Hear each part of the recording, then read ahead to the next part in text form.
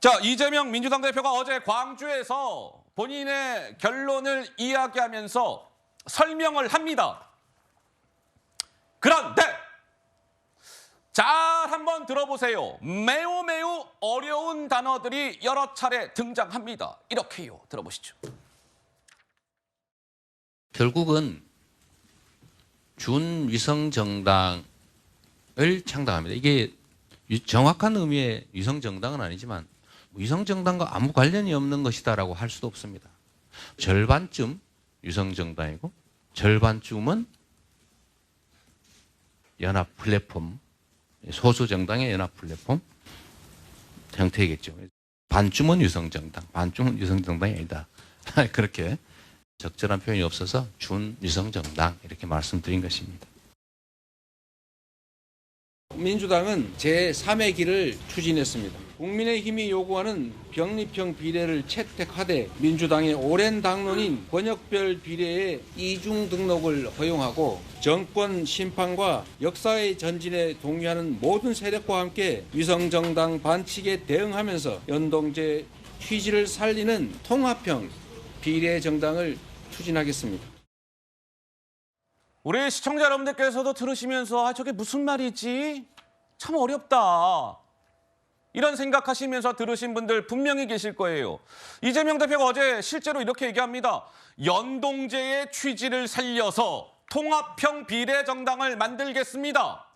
자, 국민의힘이 주장하는 병립형 비례를 채택하되 더불어민주당의 당론인 권역별 비례에 이중 등록을 허용하겠습니다. 준위성정당을 창당하게 된 점 사과드립니다. 저 위에 노란색 글자 부분만 보세요. 말들이 매우 어려워요. 그래서 나오는 얘기는 아니 말이에요. 위성정당도 신조어인데 준위성정당은 또 뭡니까? 이거 외계어 수준이에요. 민주당의 한 명의 의원은 당사자들도 어려운데 국민들은 도대체 도무지 저렇게 어려운 말들을 어떻게 알아듣겠습니까? 이런 비판이 나왔는데 우리 구자홍 차장님 한 말씀 하실까요? 스스로 떳떳하지 못하기 때문에 야. 설명이 쉽게 안 되는 것 같습니다. 아이고야. 위성정당 창당하지 않으면 될 일이었습니다. 우리는 지역구에서 승부를 보겠다. 많은 국민들로부터 지지를 많이 받아서 2020년 21대 총선과 같이 지역구에서 압승하겠다. 위성정당 우리는 안 하겠다. 이렇게 했으면 될 일입니다. 그런데 10여 석 남짓, 20석 남짓한 그 비례대표 의석이 아깝다 보니까 결국 꼼수 정당을 창당하겠다라고 얘기하다 보니까 저렇게 얘기가 길어진 겁니다. 근데 한 가지 제가 환기시켜 드릴 게 있는데요. 어떤 걸까요? 21대 총선에 준연동형 비례대표제 해서 가장 많은 의석을 차지한 정당이 어딘지 아십니까? 미래한국당이요. 미래통합당. 그렇죠. 미래한국당이었죠. 예. 왜 그런지 아십니까? 미래통합당은 지역구에서 의석을 많이 못 얻었습니다. 왜? 1등한 지역이 많지 않았기 때문에. 예. 그런데 전국적으로 고른 지지를 받았습니다. 예. 그러다 보니까 미래한국당에 20석의 의석을 먼저 배분해 준 겁니다. 그런데 원내 1당이 된 당시 더불어민주당은 지역구에서만 160석이 넘는 엄청난 의석을 얻었습니다. 예. 그러다 보니까 웬만한 지역구 의석에서는 사표가 나오지 않았으니까 실제 비례에서는 17석만 배분이 됐습니다. 어허. 그러니까 지금 이재명 대표의 경우에는 21대 총선처럼 지역구에서 압승할 자신이 있었다면 굳이 꼼수 위성정당 만들어지 않아도 되는 겁니다.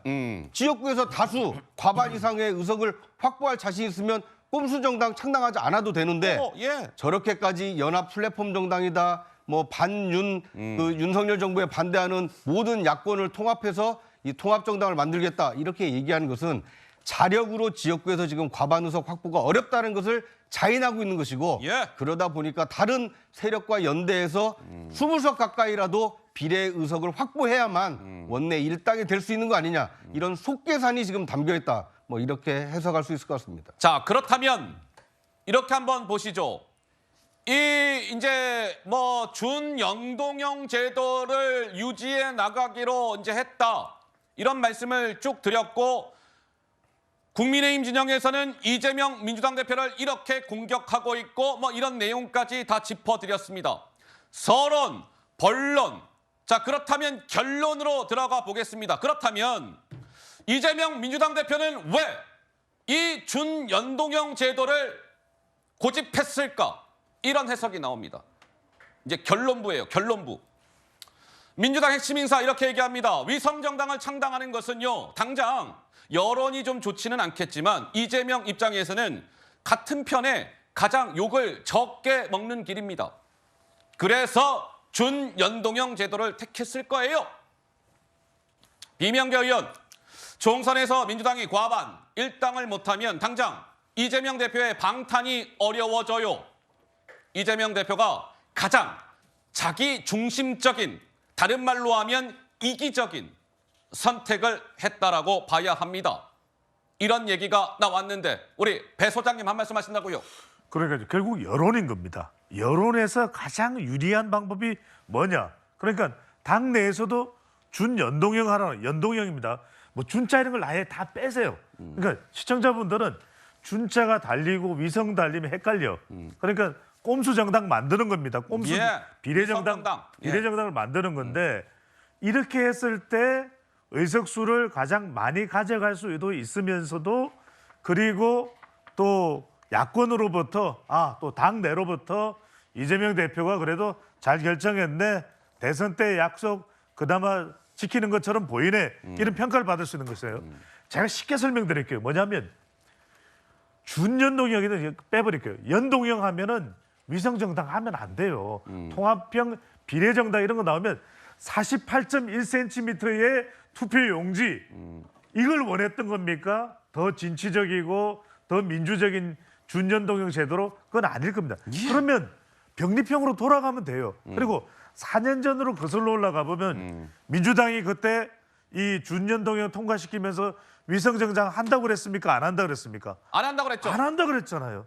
그런데 아주 그냥 아무렇지도 않은 듯 만들어버렸고 지금도 4년 전에 정의당이 배신당했다라는 이야기가 나올 정도로 준연동형이 어그러졌는데도 불구하고 그대로 가겠다. 가장 유리한 방법을 선택하는 여론전이라고 봐야 됩니다. 자, 제가 이거를 오늘 자주 좀 보여드리게 되는데 이 굉장히 이게 투표용지가 이렇게 길어요. 어쨌든 48.1cm고 저도 기억나요. 4년 전에 투표할 때 이 투표용지를 딱 받아들었는데 처음 보는 당이 너무 많았던 거죠. 그래서 투표를 할 때 좀 애를 먹었던 기억이 납니다. 투표하러 그 기표소안에 들어갔는데 이게 그 테이블 위에 안 놓여져요. 왜?